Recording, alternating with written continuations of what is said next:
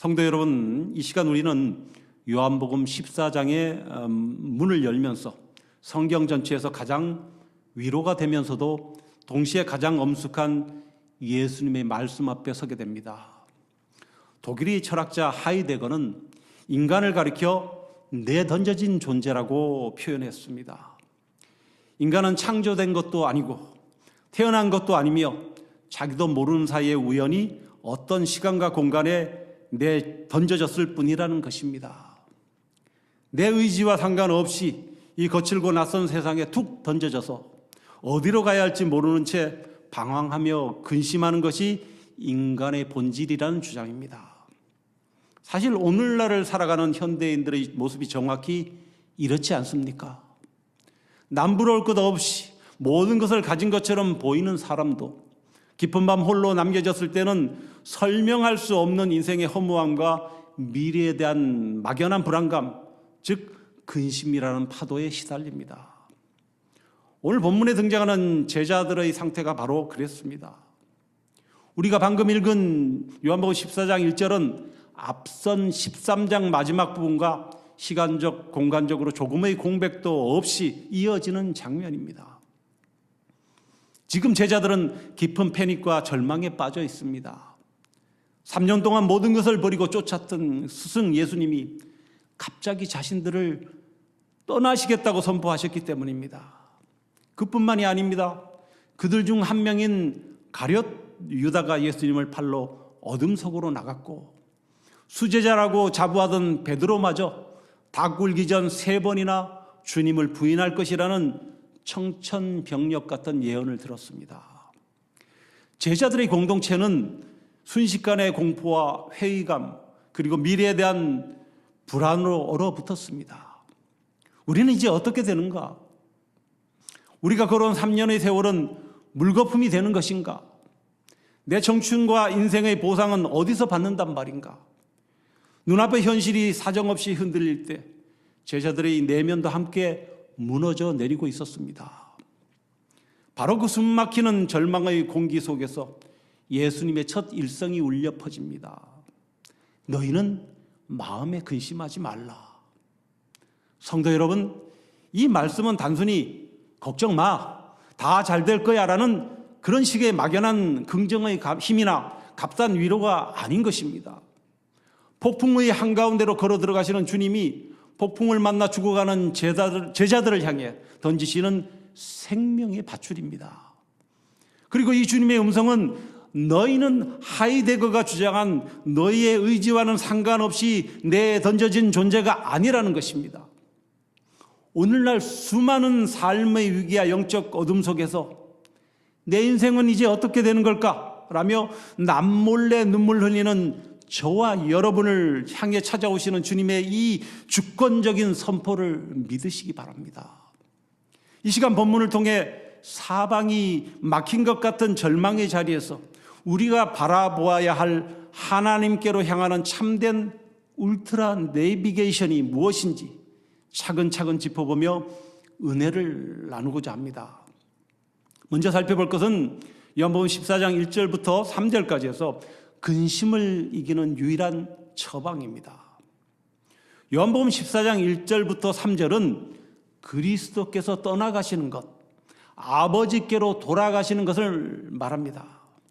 즉 예수님의 죽음은 제자들을 떠나가서 아버지께로 돌아가는 것입니다. 주님은 제자들에게 이로 인해 근심하지 말라고 하십니다. 14장 1절입니다. 너희는 마음에 근심하지 말라. 하나님을 믿으니 또 나를 믿으라. 여기서 근심하다라는 현재 명령형으로 기록된 헬라어 동사 타라세스토는 본래 물이 소용돌이치다, 거세게 흔들리다라는 의미를 갖습니다. 즉 지금 제자들의 마음 상태는 잔잔한 호수가 아니라 폭풍우를 만나 사정없이 뒤틀리고 뒤집히는 바다와 같은 마음이지만 주님께서는 의도적으로 잠잠하라고 하십니다. 그런데 주님은 이 요동치는 마음을 잔잔케 할 처방으로 무엇을 제시하십니까? 바로 하나님을 믿으니 또 나를 믿으라라는 말씀입니다. 여기서 믿으라의 헬라어 동사 피스투에테 역시 문법적으로 현재 명령형입니다. 즉 과거에 믿었던 것으로 유예한 것이 아니라 지금 이 순간 폭풍우가 몰아치는 바로 이 처절한 현장 속에서 끊임없이 예수님을 신뢰하는 행위를 지속하라는 뜻입니다. 주님은 환경을 당장 바꿔주겠다고 하지 않으십니다. 유다의 배신을 취소시키지 않으셨고 십자가의 죽음을 피하지 않으십니다. 대신 환경의 변화가 아니라 신뢰의 대상을 바라보라고 명령하십니다. 하나님을 믿는 그 믿음 그대로 눈앞에 있는 인자, The Son of Man, 예수를 믿으라는 것입니다. 이어지는 2절과 3절에서 주님은 내가 너희를 위하여 거처를 예비하러 간다고 말씀하십니다. 14장 2절에 3절입니다. 내 아버지 집에 거할 곳이 많도다. 그렇지 않으면 너희에게 일렀으리라. 내가 너희를 위하여 거처를 예비하러 가노니 가서 너희를 위하여 거처를 예비하면 내가 다시 와서 너희를 내게로 영접하여 나 있는 곳에 너희도 있게 하리라. 주님은 자신이 떠나가는 것은 하나님 아버지 집에 제자들이 거처할 곳을 예비하기 위함이며 처소를 마련하여 그곳에서 그들을 영접하겠다고 하십니다. 그리고 궁극적으로 예수께서 우리를 하나님의 집에 살게 해주신다는 것입니다. 아울러 이 거처, 아버지의 집은 단순히 우리가 죽어서 가는 어떤 공간적인 천국만을 의미하지 않습니다. 구약성경 민수기를 보면 하나님은 이스라엘 백성들을 광야에서 인도하실 때 언제나 사흘 길을 앞서가시며 쉴 곳, 즉 거처를 찾으셨던 분입니다. 민수기 10장 33절입니다. 그들이 여호와의 산에서 떠나 3일 길을 갈 때에 여호와의 언약궤가 그 3일 길에 앞서가며 그들의 쉴 곳을 찾았고, 이처럼 광야 같은 세상에서 백성보다 앞서가시며 텐트 칠 곳을 찾으시던 그 신실하신 하나님이 이제 성육신 하신 예수님을 통해 참된 거처를 예비하십니다. 그렇다면 그 거처는 어떻게 예비됩니까? 바로 예수님의 십자가 죽음과 부활 그리고 승천을 통해 예비되는 것입니다. 죄로 막혀 있어 죄인이 감히 들어갈 수 없던 하나님의 품, 그 지성소의 휘장을 예수님이 당신의 몸을 찢으심으로 열어놓으신 것이죠.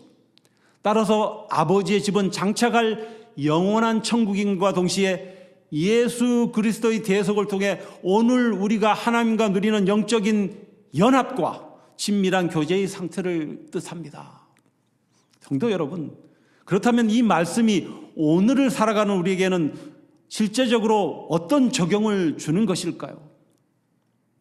주님이 예비하신 아버지 집이 장착할 영원한 천국일 뿐만 아니라 지금 하나님과 누리는 친밀한 연합의 상태를 말하는 것이라면 우리의 적용점은 명확한 것입니다. 우리의 거처를 현재 우리가 처한 그 상황에서 주님의 품으로 옮기는 것입니다. 우리는 흔히 내 직장이 안정되고 재정이 든든해지고 문제가 해결되어야 비로소 마음의 평안이라는 거처가 생길 것이라 믿습니다. 그러나 세상이 주는 이런 거처는 조그만 바람에도 쉽게 흔들립니다. 주님은 오늘 풍랑 가운데서 명령하십니다. 환경이 나아져야 근심이 멈춰지는 것이 아니다. 바로 지금 현재 이 시점에 나를 신뢰함으로 내 안으로 들어오너라. 우리의 삶의 처소에서 마음이 사정없이 요동칠 때마다 눈앞의 거친 파도를 보지 마십시오. 대신 나보다 앞서 행하시며 내 영혼의 가장 안전한 거처가 되어주시는 예수 그리스도를 선택하십시오. 내 영혼의 주소를 환경이 아닌 주님 품에 둘 때 세상이 빼앗을 수 없는 참된 평안이 시작될 줄 믿으시기 바랍니다. 두 번째로 살펴볼 것은 4절부터 6절까지 해서 무지를 깨트리는 복음의 진수입니다. 4절에서 예수님이 내가 어디로 가는지 그 길을 너희가 아느니라고 하시자 예수님의 제자 도마가 가로막습니다. 요한복음 14장 5절입니다. 도마가 이르되 주여 주께서 어디로 가시는지 우리가 알지 못하거늘 그 길을 어찌 알겠사옵나이까. 도마는 지극히 상식적이고 이성적인 사람이었습니다. 그가 생각한 길은 눈에 보이는 도로, 로드나 지리적인 경로였습니다. 목표 지점의 주소를 알아야 내비게이션을 찍고 찾아갈 것이 아닙니까? 주소가 없는데 어떻게 길을 아느냐는 그 대단히 합리적인 항변을 하고 있는 것입니다. 사실 이 도마의 질문은 오늘날 하나님을 알지 못하고 방황하는 세상 사람들의 철저한 자화상이기도 합니다. 인류 역사는 끊임없이 길을 찾는 역사였습니다. 철학이라는 길, 과학이라는 길, 도덕과 종교라는 길을 만들었고 그 길의 끝에 구원이 있고 행복이 있을 것이라 믿었습니다. 그러나 인간이 만든 모든 길의 종착지는 어디였습니까? 허무와 죽음뿐이었습니다. 왜 그렇습니까? 목적지인 하나님 아버지를 잃어버린 채 눈에 보이는 수단과 방법으로서의 웨이, 길만 찾았기 때문입니다. 방향이 틀렸는데 속도를 낸들 무슨 소용이 있겠습니까? 이 답답한 영적 무지를 향해 예수님은 인류 역사를 뒤흔드는 그 위대한 선언을 던지십니다. 6절입니다. 예수께로 이르시되 내가 곧 길이요 진리요 생명이 나로 말미암지 않고는 아버지께로 올 자가 없느니라. 여기서 우리가 주목해야 할 단어는 이 요한복음에만 등장하는 내가 곧 무엇이다 라는 헬라어 에고 에이미입니다. 이 표현은 신구약을 관통하는 거대한 폭탄과도 같습니다. 구약 출애굽기 3장 14절에서 하나님이 모세에게 당신을 계시하실 때 쓰셨던 이름 나는 스스로 있는 자니라 I am who I am의 신적 선언이 바로 이 헬라어 에고 에이미이기 때문입니다. 예수님은 지금 제자들에게 내가 좋은 길을 알고 있으니 소개해 주겠다고 하시는 것이 아닙니다. 내가 너희에게 진리를 잘 가르쳐 주겠다는 도덕적 스승의 선언도 아닌 것입니다. 내가 곧 온 우주를 창조하고 생명을 부여한 여호와 하나님 바로 그 본체다라는 서슬퍼런 선언입니다. 즉 예수께서는 하나님을 계시해서 가짜의 세계에서 하나님의 진리를 알게 하는 분이십니다. 예수님의 계시를 통해서만 하나님을 알고 진리를 알고 생명을 얻을 수 있습니다. 근데 본문을 자세히 보십시오. 헬라 원문에는 길, 진리, 생명 앞에 각각 정관사 호가 붙어 있습니다. 즉 예수님은 그냥 수많은 길 중에 하나 웨이가 아니라 오직 하나뿐인 유일한 그 길 더 웨이이십니다. 또한 수많은 상대적 진리 중에 하나가 아니라 유일무이한 그 진리 더 트루스이십니다. 그리고 잠시 있다 사라질 목숨이 아니라 영원한 그 생명 더 라이프 자체이십니다. 세상의 종교는 인간이 탑을 쌓고 돌을 닦아 하나님께 도달하라고 말합니다. 이것은 밑에서부터 위로 올라가는 길입니다. 그러나 그것은 불가능합니다. 왜요? 죄로 오염된 인간은 결코 거룩하신 하나님께 도달할 수 없기 때문입니다. 그래서 기독교는 반대로 말합니다. 하나님이 친히 인간의 몸을 입고 내려오셨습니다. 위에서 아래로 내려온 길입니다. 예수님이 십자가에서 당신의 몸을 찢으심으로 죄인된 우리가 하나님 아버지께로 당당히 걸어 들어갈 수 있는 산길, 리빙 웨이를 열어주신 것입니다. 이 길 외에는 다른 길이 없습니다. 이것은 기독교의 독선이 아니라 하나님이 인류에게 베푸신 가장 안전하고 유일한 은혜의 다리입니다. 성도 여러분, 세상의 내비게이션은 우리가 목적지의 주소를 알아야 길을 찾아주지만 우리 주님은 목적지 자체를 잃어버린 인생들을 찾아 하늘에서 직접 내려오신 영혼의 울트라 내비게이션이십니다. 주님이 가리키시는 방향은 단 하나, 오직 하나님 아버지의 품입니다. 이 하늘의 내비게이션이 십자가로 뚫어 놓으신 그 길, 더 웨이를 따라갈 때 우리 인생은 결코 경로를 이탈하거나 실패하지 않을 것입니다. 여러분, 주님이 나의 유일한 길과 진리와 생명이 되신다는 이 고백은 주일 아침 예배당 안에서만 유효한 교리가 아닙니다. 내일부터 시작되는 월요일의 치열한 삶의 현장에서 드러나야 할 능력입니다. 우리는 세상에 나가자마자 또다시 수많은 가짜 길을 앞에 서게 됩니다. 가짜 길들 앞에 서게 되는 것이죠. 이만큼은 타협해야 성공하는 길이다. 이 정도 편법은 써야 살아남는 길이다라며 세상 끊임없이 우리를 유혹하고 있습니다. 그때 우리는 단호히 선포해야 합니다. 예수님이 나의 유일한 길이다.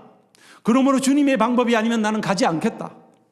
비록 주님의 말씀대로 정직하게 행하는 길이 당장은 더뎌 보여도, 또 손해보는 것처럼 느껴질지라도 낙심하지 마십시오. 그 길 자체가 진리이기에 결코 실패하지 않으며 그 길의 끝에는 반드시 우리를 살리는 생명의 역사가 기다리고 있습니다.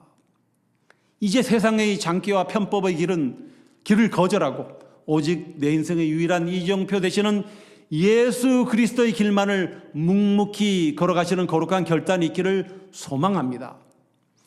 마지막으로 살펴볼 것은 7절에 아버지를 아는 최고의 지식입니다.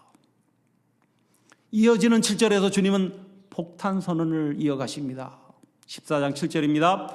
너희가 나를 알았더라면 내 아버지도 알았으리로다. 이제부터는 너희가 그를 알았고 또 보았느니라. 구약 성경을 통틀어 이스라엘 백성들의 가장 위대한 열망이 무엇이었는지 아십니까? 그것은 하나님의 얼굴을 보는 것이었습니다. 그러나 구약 시대의 죄인이 하나님의 얼굴을 보는 것은 곧 죽음을 의미했습니다. 아무리 위대한 믿음의 사람이라도 하나님을 직접 볼 수는 없었습니다. 출애굽의 영웅 모세조차도 하나님의 전면이 아니라 지나가시는 등만 보았을 뿐입니다. 이사야 선지자는 환상 중에 하나님의 영광을 조금 맛보고도 화로다 나요 망하게 되었도다라며 꼬꾸라졌습니다. 하나님은 감히 범접할 수 없는 두려움과 거룩함의 대상이었습니다. 그런데 지금 예수님이 제자들 눈앞에 서서 뭐라 말씀하십니까? 너희가 나를 보았으니 이미 아버지를 보았다. 이 얼마나 경이로운 선언입니까? 감히 바라볼 수 없던 창조주 하나님의 영광이 이제 뺨을 타고 흐르는 땀방울과 거친 손을 가진 인간 예수의 모습 속에 온전히 계시되었다는 뜻입니다. 즉 예수께서 하나님을 계시해서 우리가 하나님을 알 수 있습니다. 따라서 우리가 예수님을 알면 곧 하나님도 알게 되는 것이라는 것이죠. 여기서 주님이 말씀하신 알았더라면에 쓰인 헬라어 동사 기노스코는 히브리어의 야다와 같은 의미로 정보를 책으로 배워서 아는 지식이 아니라 부부가 삶을 함께 살아가며 깊은 인격적 관계 속에서 경험적으로 아는 지식을 뜻하는 단어입니다. 제자들은 3년 동안 예수님과 함께 먹고 자며 그분을 경험했습니다. 예수님의 자비로운 눈빛 속에서 죄인을 향한 하나님의 자비하심을 경험했습니다. 문둥병자에 썩어가는 살에 손을 대시며 우시는 예수님의 모습 속에서 우리 인간의 고통을 외면치 않으시는 하나님의 아픈 마음을 기노스코, 즉 온몸으로 알아갔던 것입니다. 결국 예수님을 아는 것이 하나님 아버지를 아는 최종적이고 가장 완벽한 지식이라는 것입니다. 그러므로 우리가 하나님이 어떤 분인지 알고 싶다면 다른 곳을 기웃거릴 필요가 없습니다. 신비로운 환상을 쫓거나 철학적 고찰을 할 필요가 없는 것입니다. 오직 복음서에 나타난 예수 그리스도를 깊이 바라보면 되는 것입니다. 죄인을 위해 친히 낮아지시고 마침내 십자가에서 물과 피를 쏟으시며 다 이루었다고 선언하신 그 예수님의 사랑 안에서 우리는 나를 향한 하나님 아버지의 완전한 사랑을 확증하게 되는 것입니다. 주님을 깊이 아는 이 지식이야말로 우리의 마음에 가득한 근심을 일시에 몰아내는 가장 강력한 영적 무기입니다. 제2차 세계대전 당시 영국의 런던은 독일군의 계속된 밤샘 폭격으로 아수라장이 되었습니다.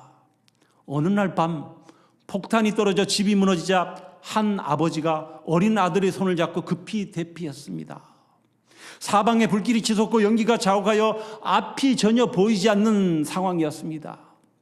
그때 아버지는 마당 한 구석에 파여있던 폭탄 구덩이를 발견하고 먼저 그 아래로 뛰어내렸습니다. 그리고 위를 향해 손을 뻗으며 아들에게 소리쳤습니다. 아들아, 이리로 뛰어내려라. 여기가 안전하다.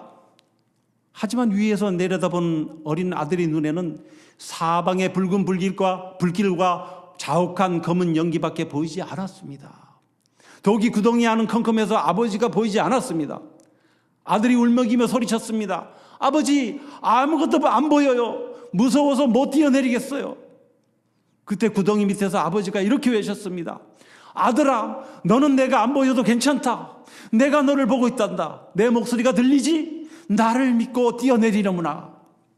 아들은 사방의 폭음과 연기보다 오직 아버지의 그 음성 하나만을 믿고 어둠 속으로 몸을 던졌고, 아버지는 두 팔로 아들을 안전하게 받아내렸습니다.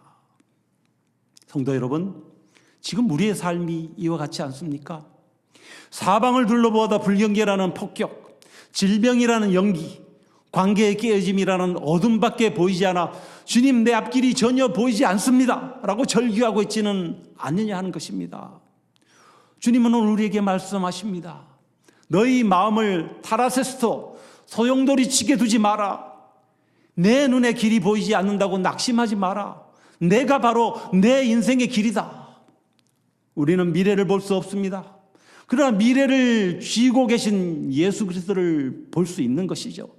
내 삶의 거처를 예비하시고 나보다 앞서 행하시며 십자가에서 당신의 생명을 다해 그 신실하심을 증명해내신 예수님을 신뢰할 때 우리의 심령을 뒤흔드는 모든 근심은 떠나가고 하늘의 평강이 임하게 될 줄 믿습니다. 이제 말씀을 맺겠습니다. 오늘 주님은 우리의 너무나 명확한 이정표를 제시하셨습니다. 세상은 끊임없이 우리에게 내 능력으로 길을 만들어라. 내 수단과 방법으로 진리를 증명해라.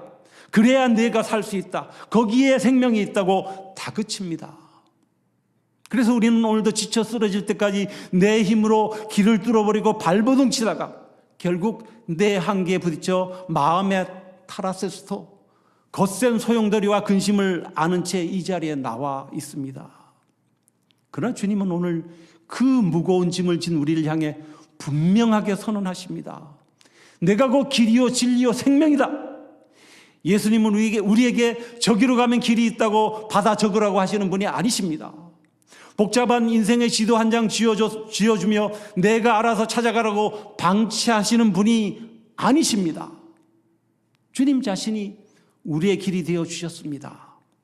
우리가 길을 잃고 방황할 때 주님은 친히 우리의 손을 잡고 내가 곧 길이니 너는 나만 따라오면 된다며 우리를 아버지의 품 그 영원한 안전지대로 인도하십니다. 앞서 말씀드린 영국의 런던 대공습 예와 속의 아들처럼 때로는 우리 눈에 불길과 연기밖에 보이지 않을 수 있습니다. 하나님, 내 사업의 앞길이 보이지 않습니다. 내 자녀의 미래가 보이지 않습니다. 내 건강의 끝이 보이지 않습니다라고 절규할 수 있습니다. 그러나 기억하십시오.